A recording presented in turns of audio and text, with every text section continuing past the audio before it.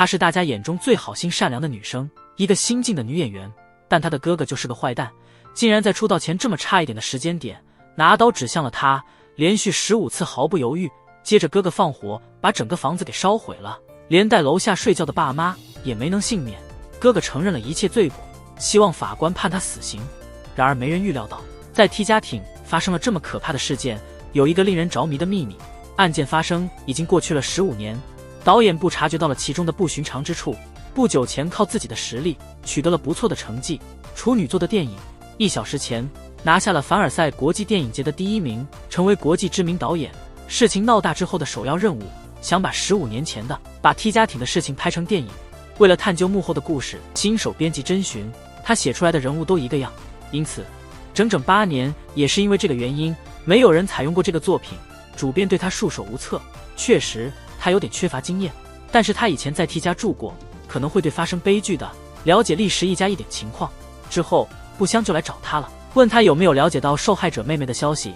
历时立辉的情况和加害者哥哥是相关的，在卖弄亲近的借口下虚情假意的说话。他小时候也住在 T 家庭，和甄寻在一个幼儿园里。还记得以前甄寻的钢琴技术真的很棒，我一直都不会弹钢琴哦。他意识到了不香把他当作千岁姐姐了，他生气地拒绝了不香的合作邀请。今天我要去参加我妈妈的葬礼。父亲问他千岁现在在哪里了？真的，他只是轻描淡写的回答说在意大利巡演。我表哥听到了不香的事情，骂真是笨蛋，和知名导演合作拍电影需要多少人？难得的好机会，想也想不出来。不在乎没事，表哥想往上爬。为了让不香对我印象好一点，给他添油加醋。甄寻认识了一个人，历时沙良的朋友阿菊。初中的时候，阿菊是田径队的队长，他把整个人生都压在田径上了。沙良自己主动找他说话，可爱单纯的女生很有魅力，他们开始变得非常亲密，什么话都可以毫无保留地说，每天都黏在一起。沙良还告诉橘子，自己和学生会主席森夏正在谈恋爱。沙良和阿菊森约会了，去篮球队长佐仓爷爷家串门玩。佐仓没有带钥匙，每次都要爬到2楼，爬窗过去。玩得嗨的一瞬间，沙良忽然有了感慨，自己的出身很惨，父母努力赚钱治疗他无法跑步的问题，可是在一次车祸中不幸去世了。要不是我看了开头，我可能就相信了小姨很好，一直关心他，姨夫老是欺负他。一番话让3人心生同情，决心照顾好沙良。没想到沙良竟然背叛了森夏，和佐仓在交往中虽然被戴绿帽子了，可森每天都固执地跟着沙良，希望他能改变主意。那天佐仓威胁了他，他根本不行。你不会真的要看吧？你冲着佐仓做出了一个迷人的表情。然后沙良继续说，每天森夏都盯着他，他特别害怕。阿菊答应放学后陪他回家，要去佐仓爷爷那里玩。当时佐仓不在家，2个女生模仿他的样子爬上了2楼。当阿菊爬上去的时候，沙良友好地伸出手去帮他，沙良突然松开了手，阿菊随便摔倒到地上。在医院里，沙良大哭一场，是自己没好好照顾阿菊。同学们忽略了阿菊，却一直关心着沙良。等同学们走了，沙良终于显露真实身份。阿菊想知道他为什么这么做，看到沙良脸上表情还带着那副无辜的微笑，回答了一句因为好玩。要么是学生会主席，要么是篮球队队长，每个人都很优秀，他把他们都拖下水了，这让我觉得很有成就感，真是太棒了。曾经的田径队长小橘子，他把我的腿搞得残废了，以后再也没有机会参与田径运动了。这种反转让我真的很着迷，主动约请和不香合作。但是不香受到了打击，他还记得小时候的事情，和历时住在一起，曾经是邻居。不香的妈妈很严格，香错题了，母亲就会把她放在阳台上，虽然舍不得，但束手无策。冬天很冷，她只能穿单薄的衣服，感到颤抖不已。隔壁也有个被惩罚的孩子，2人互相互通阳台的缝隙，加油打气。不香一直都想，那个小孩就是沙良，因此他想要改变，这是能拍电影，找出谁杀了沙良。但他认识的沙良人没了，沙良就是阿菊说的那个，性格完全不同。他也开始有疑问了，阳台上的那只手是不是真的是沙良？厉石家只有2个孩子，除了沙良就只有哥哥厉辉了。如果是厉辉的话，不香的顶梁之才就是一个凶手。我有办法告诉你答案，去找厉辉问就行了。探望囚犯惋惜艰难，厉辉的判决书终于到了。15年前他被抓了，就承认了罪。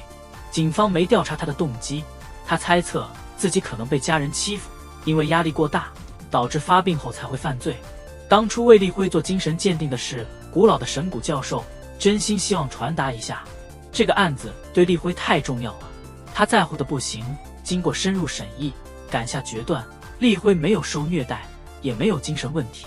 不香把这个结果告诉了真寻的表哥，然而别人却说神谷这个家伙行业口碑很差，从不亲自做心理评估，都是让下属去办事，如果对员工的评估结果不满意，还会自己改写提交满足大众需求的结果。一个杀人犯因为精神鉴定而逃脱惩罚，肯定会被大家鄙视。即使立辉真的受欺负了，神谷也会设法隐藏消息。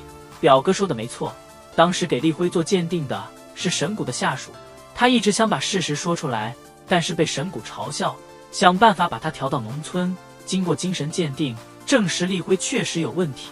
一开始立辉也很合作，说当天是圣诞节的日子，父母出去喝酒，给沙良留了个蛋糕，立辉尽量避免惹上沙良，但沙良好像不太开心，骂他宅男一枚，会给即将出道的自己带来困扰，说完还要逼他去死。很久以来一直很压抑，立辉非常痛苦，把仇恨撒到沙良身上。他耐心等待，直到父母进了卧室，下定决心放火烧家。被捕后，立辉再三强调，家人从未欺负他，他烦自己的妹妹，还有总是偏袒妹妹的亲人。他不打算雇律师，也没有意图申请翻案，只是渴望解脱。这种奇怪的行为让下属觉得有内情不同寻常，也许他不愿意透露实情，赢得法官和公众的同情，以此来降低刑期。一句古话说得好，宁愿活得好，也不要死得好。为什么可立辉会有截然不同的行为？人的性格不会影响他们承担责任的能力，再加上立辉很清楚地描述了案件的发生情况，他已经被确认是杀人犯了，只想把这个故事拍成电影，必须揭开不香背后的秘密。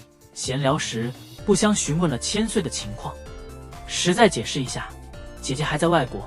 表哥的表情有些令人费解，我去社会问问有没有被欺负的小孩，因为有太多存档，而且是15年前的事情。工作人员留下了真寻的名片，答应找到后会再联系他。没过多久，真寻就接到电话，员工已经弄清楚了 T 家庭有个家庭对厉氏一家很熟悉，于是不香和真寻决心了，问问附近有没有好吃的东西。1小时前讲的是一个女孩子帮一个学校里被欺负的男生，那个男生竟然以为女生对他有意思，强行拉着女生去体育馆亲近，遭到拒绝后感到很尴尬，对女生道歉，对母亲表达感谢后离开了。但这个结尾镜头让真寻迷惑不解，不香犹豫了片刻，还是没说出这个镜头的奥秘。打出租车，他带着真寻回到了过去的家。那时候不香和厉氏家的孩子们，阳台隔开的2扇门互相鼓励着。之后厉氏家就搬走了，发生了案件后的房子，邻居对于石家记忆犹新，至今难以忘怀。被欺负的小孩确实是立辉欺负的，沙良可真是太棒了，每天都打扮得漂漂亮亮的。立辉和沙良住在同一个房间，沙良每天都会嘲笑并看不起立辉，立辉根本没地儿待自己。两人边走边聊天，遇到了真寻的亲爹，成功转移到千岁身上了。我爸爸足够自豪地说。千岁去参加了钢琴巡回演出，但他的表情突然变得有些奇怪。离别后，真走回了姐姐的房间，轻轻地触摸着带有她味道的一切，看着姐妹俩以前的合照，眼泪差点掉下来。不香回到了曾经的家，过去的事情历历在心中。那个被困在阳台的女孩一直没有晋升的问题，不停地嘱咐我。糟糕的爸爸，最深的印象是香味最浓，就是那种讨厌的眼光，那只满是蓝绿色污渍的手。名导物色3流编剧，这个事传开了，出版社对这种搭配不太满意，决定找另一位编剧。真没想到，竟然是自己的导师搞破坏。他的忠告真的让我心生敬意。难道是导师为了利益而背叛学生真的会发生？他决定全力以赴和导师进行一次激烈辩论，但导师无论是经验还是人际关系都不重视，都在找真相之上。我已经拿到厉氏一家的所有信息了，他太强了，没办法与他抗衡。为了找到更多线索，不香开始给立辉写信，想和他交流，帮我改这些信，并没有让立辉心动。他请了个律师代为转达，当初在法庭上所说的就是全部的事实，没必要见面。事发前很久，双方就停止交往了。爸爸的酒品不好，过度浪费，但是立辉是个好孩子，亲戚都为沙良感到可惜，好像他马上就要开始发展了。不相问了经纪公司，经纪人却表示，在第2轮筛选中，沙良没有被选上。为了讨好别人，沙良总是说谎。虽然调查没啥进展，不香觉得立辉不像是妒忌憎恨就做坏事的人。真寻他和我持相反的观点，他觉得受害者最可怜，不管凶手出于何种动机，别人不该可怜他。太能说了，其实跟千岁有关系。不香暗地里盯上了千岁，并且调查了他的背景资料。17年前，千岁和我在一起，他在一次交通事故中去世了。为什么要找这家店呢？假装千岁还活着的模样。那天千岁练完钢琴后，回家的路上骑车时被撞了。肇事司机一直很嚣张，他闯了红灯，没人看到，因为司机很好。警方和所有人都相信他的话。姐姐埋在地下，同机的人后来结婚生子，还升迁了，带着老婆孩子去姐姐的葬礼。真是找妈妈的时候，突然说道：“千岁出国巡演了。”父亲也跟着说了一句，在他人看来，这种奇怪的行为，但是就像一根刺一样，刺痛了真寻的心。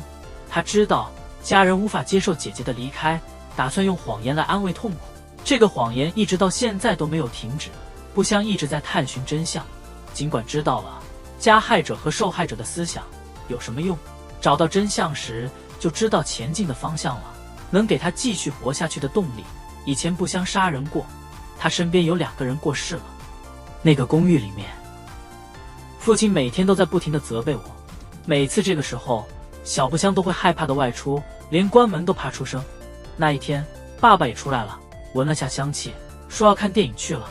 我爸爸很爱看电影，不香没发现任何异常。可是以后，父亲再也没回来。也许他在看电影，想起了我失败的人生。想来想去，他决定了去灯塔附近欣赏日落。人们发现他时，就在灯塔旁的悬崖下。这事儿真该怪不香。母亲后来得了精神病，把不香当作父亲一样辱骂了，母女2人无法共处。不香跟着奶奶走了。国中时期，一切慢慢变得好起来了。当时我们班里有个同学被欺负的男生，部电影烂透了，支持他发言。男孩误以为不香对他有意思，把他带到体育馆强吻，被拒绝了。男孩写了一封信撤退，留下了一封道歉的遗书就离开了。男孩的妈妈发现了一封遗书，觉得都是不香的错，他是个杀手。没错，部特别棒的电影，1小时前他正是根据自己的亲身经历来取材。有一段时间，不香开始怀疑自己，持续了好几年，终于赶去男孩家里道歉了。男孩的妈妈还是不喜欢他，把他踢出家门。但男孩的姐姐却向其他人告密，其实有2封离别信。男孩在另一封信里倾诉了自己对母亲的愤怒和内心的歉意。姐姐怕妈妈接受不了真相，所以把另一封信藏起来，让妈妈把她的愤怒和怨恨全都转移到那个混蛋身上，将愤恨作为生存的动力，就是真实的寻找。那个镜头真的太难懂了，真正的意思把那个故事改编成电影了。得知沙良去世后，不香心里感到了一种只有我一个人活下来时的负罪感，再加上他一直认为阳台上的那个小孩就是沙良。为了报答他的关爱，决定揭开沙良被杀的真相，把它拍成电影让大家都看看。我现在明白了，那个小孩其实是立辉本人。可不香相信那个人真的很好，不可能是凶手。他就决定要达到这个目标，为了让立辉重获公正，这是我们坚持不懈的原因。一样的寻找。然千岁去世了，全家人皆认同，假装没发生更佳，只能在了解真相后才能做出决定，只能真正往前走。这些事情真的考虑过。他去了千岁的坟墓前，认真的祭拜了一下，回家后给爸爸说一声差不多该完了。他们一直不能接受千岁的离世，因为撞到千岁的是个善良的人。一家人离散，情绪宣泄之地紧缺，谎言越编越糟。不过这么多年过去了，终究会面对的。他曾经问真寻的父亲，装作千岁还活着有何用？对方回答了，会经历2次死亡，第一次是肉体的离开，第2次就没人理我了。他会永远活在家人心里。但现在真寻和他爸爸终于放下了心结，放下后心情舒畅。真寻又去了千岁的屋子，想念姐姐最后一次。看了千岁的日记才知道，他没去世前谈过一个短暂的恋爱，另一方找到当时报道惨案的记者，对方说在采访时有件事一直让他很担心。立辉说他父母喝了酒后就去卧室休息了，但当时我发现立辉父母的尸体不在卧室，也许是父母喝多了回来，还在别的屋子里继续喝酒，但这也就意味着立辉或许不晓得家里有爸妈，他撒谎的原因是因为就是为了增加刑罚。此外，记者还发现了一件有意思的事情，立辉在家里找不到地方待，经常在傍晚去神社喂猫，他渐渐离开了，看起来就像是将军的随从。于是立辉被人称之为猫将军。不香一直在琢磨，这个好心的男孩究竟怎么了，迫使他撒谎，以便增加他的刑罚。不香找到了立辉曾经工作的地方，知道了，原来立辉人非常开朗，我有点不善于社交罢了。他一直在努力融入团队，这个人一点都不像杀人狂。努力工作的立辉每天都很勤奋，某天突然不来工厂了，一声不响地消失了。此时导师也来到 T 家庭进行调查，他和真寻是对手，毕竟还在找，还是得叫他师傅一声。虽然心里不满意，但是没办法，只能陪他四处逛逛。导师找到曾崇拜沙良的人，对方说沙良快要出道了，他受到了辉的伤害，真是个渣男。实际上出道的事情是假的。女的随后又改变说法，说听说别人说的都是道听途说，可能是别人乱说的，跟他没关系。跟风的人永远不少，但女人仍然坚信，即使沙良没有通过选拔，但那也是成为偶像的一部分。在路上被人杀了，都是立辉惹的麻烦。老师教给你真实的方法，不要期望从别人那里听到，了解所有情况。剧作家的任务，通过咨询得到想象，给观众呈现一个完整的故事。他继续寻找其他线索，全部都给真寻了。导师一直默默地用自己的经验帮助他，之前装得很拼命，好像要抢头功似的，只是想促使他进步。然后真的找到了一瓶香水，他们去了个地方叫香坝，就在那个坠亡的灯塔附近。千岁以前也很喜欢在这里欣赏夕阳，尽情观赏夕阳。香一直给辉寄了好多信。立辉突然疯狂狂奔，好像突然想起了一件超级糟糕的事情。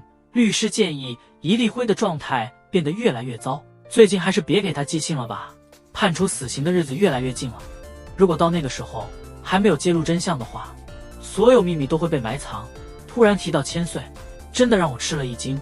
虽然我放下了，可最近他一直在查看。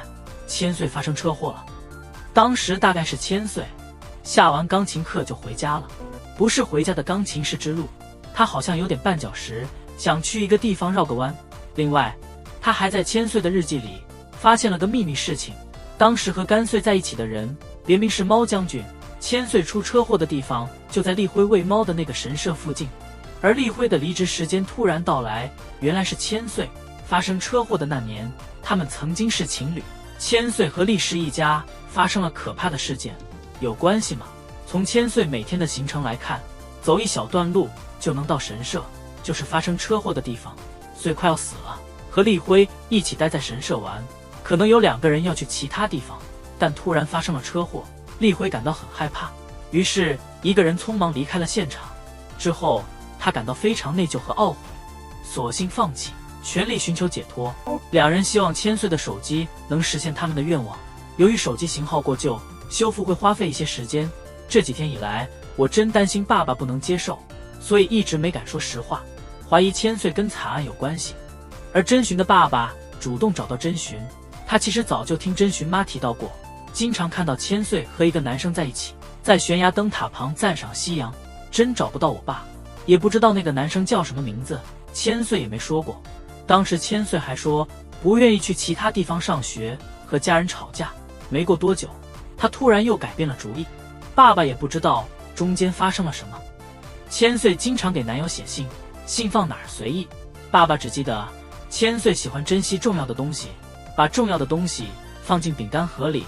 终于找到了一个饼干盒，里面就只有千岁和一些珍藏的小玩具，没有写封信。请问你们有什么香水吗？他之前说要揭露真相，拍电影给大家看，让体育馆事件过去。香爸的事情怎么样了？不香能否坦然面对现实？直到现在，不香才坦率地说出来，他很怕回到那个小镇，因为父亲去世了。我总觉得自己与此有关联。小时候妈妈常常骂我，父亲支持不香，然后他会成为我的发泄对象。那时他爸肯定很难受。香爸去世前，最后看的电影是他最钟爱的《星际大战》重映，电影仍有续作，30年过去了。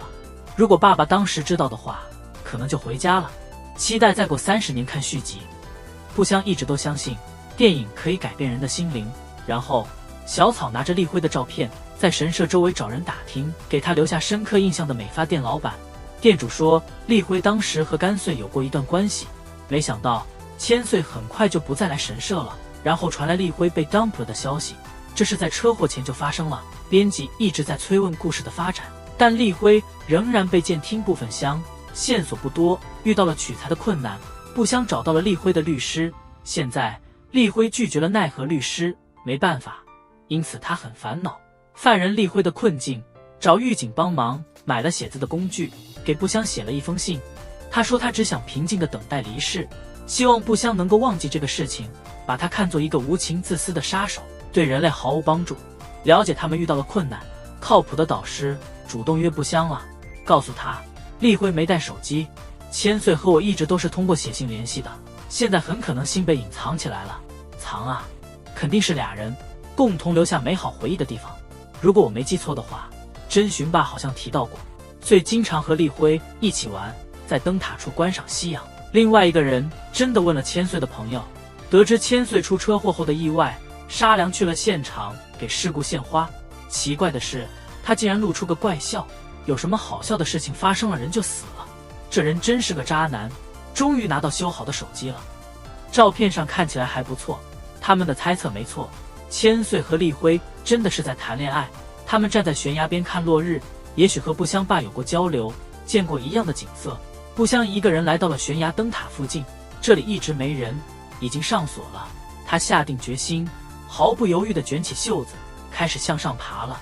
他成功进入了铁门，然后翻看起相册来，发现了甘穗和立辉在附近整理东西的时候，不香使出浑身解数，努力搬走沉重的石头，果然挖出了饼干盒，装有的是千岁和立辉的信函来往。当时的真相逐渐揭开，从千岁的视角来看，编织成了一个故事。千岁一直在拼尽全力追逐自己的钢琴家梦想，渐渐的他遇上了难题。以他现在的状态，他没法在各种比赛中得奖，对未来的前景越来越迷茫了。就在要放弃的时候，千岁遇到了猫将军。立辉不太会说话，没有手机，只能通过发信和千岁沟通。他了解千岁的梦想，一次又一次给他打气，支持他。随着两人沟通频繁，彼此的感情越来越好，逐渐从朋友进阶为情侣。千岁重燃恋情的动力，立辉焕然一新，重新投身工作。没过多久，沙良就发现了这些信，这个坏人又开始搞鬼了。沙良一如既往，挂着灿烂的笑容去接近他，感谢他救了我的命，我自己曾经漂泊的哥哥，内心迫切希望彻底搞砸一切。有很多麦穗的时候，这是立辉的初次经历，真切地体验到他太怕这种好事会被沙拉破坏掉，决定跟千岁在一起，把信都藏起来，约定各自努力奋斗，事业有成后继续交好运。可惜他们没等到事先约定的日子，沙良收到经纪公司的信件了。日本国，他的内心感受突然冒出怨，朝千岁和立辉点了点头。沙良告诉千岁，立辉在家里心情不好，焦急万分的甘草，骑着脚踏车路随沙良走。沙良刻意等红灯，诱使对方继续向前走。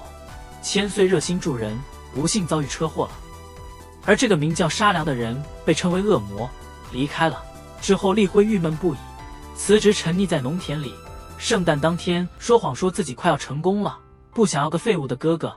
立辉揭穿了沙良的谎言，肯定有人发现我落选了，立辉肯定也被发现了，不停地挑衅立辉，自豪地揭露了千岁车祸的事实，又说了一句，这女朋友真是太笨了，跟笨蛋一样。沙良以为立辉还会跟以前一样，继续容忍别人操控自己，没想到之后发生的事情完全超过了他的能力范围。那时候沙良哭着求饶，那是他第一次称立辉大哥，应该是立辉觉得最恶心的一次。纵火只是蛋糕上的蜡烛掉下来而已，一不小心就起了火。后来立辉离开了，可是他当时不知道爸妈已经回家了。这个故事发给了立辉，他看得眼泪直流，回忆不停重播，像针尖刺痛他身体的每一寸肌肤。终于，他同意了和不相见面的要求。丽辉一直觉得千岁是碰到了他，容易遭受无辜的伤害，一直瞒着作案原因。丽辉打算用自杀来表达歉意。我在信里写明了，我不配活着。但是小时候，那个在门附近，一个对别人温柔有求必应的人是不会不值得的。他们在漆黑中默默无言，柔软又温暖的感觉，对于不香来说，那是一种从未有过的陪伴和慰藉。无论是否值得，当时的他被丽辉救了。也许在迷恋某人的时候同意这个观点，之后真的找到了。杯子上刻着香爸的名字。他以前每看完一部电影，每个人都喜欢去咖啡馆坐坐，老板对他留下了深刻的印象。其实不香爸的去世是个意外事件。他走的那一天，看完电影后就去了咖啡厅，和其他电影迷闲聊时得知星际大战还会有后续的电影，还说要和女儿一起看续集。看到这里，不香爸的脸上充满了忧愁，突然笑了起来。他想去灯塔旁边欣赏夕阳，然后再回家，没想到竟然一下子滑倒了。不香迟迟未能与他相见，事后体育馆发生的事件，男生妈妈把仇恨传递给别人，找到了坚持下去的动力。他对千岁的死守口如瓶，想象他还在呢。不香帮别人找出真相，用电影为灵感制作，可是他同样也是为了活着而坚持的父亲。